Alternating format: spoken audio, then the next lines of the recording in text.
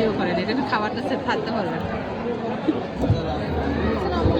সুবর্ণগ্রামে আমরা পিকনিক স্পটে এসেছি, সেখানে পদ্মা রেস্টুরেন্টে আমাদের খাবার দিয়েছে।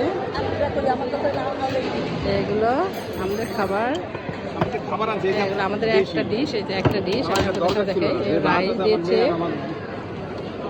মিট দিয়েছে, চিকেন দিয়েছে, টমেটো, শসা, সবজি আছে, ভেজিটেবল আছে, সবজি দিয়েছে, সাদা রাইস দিয়েছে। আমরা আমাদের স্টাফ সবাই বসেছি, আমাদের খাবারটা আপনাদের সামনে দেখাচ্ছি। যে আমাদের নায়ক, আমার দেবর, বিয়ে করা বর একটা। আরে বিয়ে করো তুমি, ভাবি খালি শুনুক না, তাহলে 12টা বাজে দিবে।